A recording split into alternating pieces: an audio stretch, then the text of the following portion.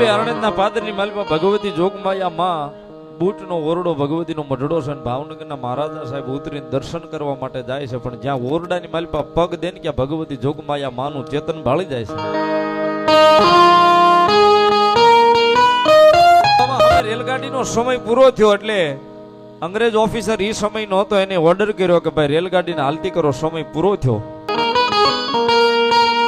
આપણા મહારાજા સાહેબ અરે ભાવનગરના મહારાજા સાહેબ અરે જે માણસો હતા ને એને એવું કીધું કે ભાઈ અમારા મહારાજા સાહેબ માતાજીના દર્શન કરવા માટે ગયા છે, થોડીક વાર ગાડીને ઊભી રાખો ને.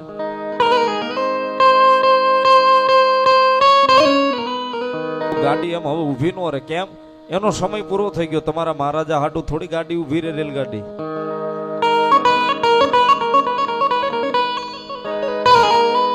કે ભાઈ ગાડી મહારાજા હાટું ઊભી ન રહે, તમે કોલસા વાળી ગાડી વખતની કોલસો નાખો ને ગાડીને વહેતી કરો, પણ ગાડી હાલે નહીં સાહેબ. એ વખતના જે મજૂરો હતા એને પાવડીએ કોલસો એન્જિનની માલી પર નાખવાનું ચાલુ કર્યું, પણ ગાડી એક અડધો ઇંચ હલતી નથી સાહેબ. ગાડી એક અડધો ઇંચ નથી હલતી નથી. એટલે અંગ્રેજ ઓફિસરને એવું થયું કે કદાચ આ માણસો તો એના ને મૂળા કોલસો નાખે, મશીન નાખે. પોતે ઉતરી ડબ્બામાંથી અને એન્જિનના ડબ્બામાં આવી અને પોતે કોલસો નાખે છે.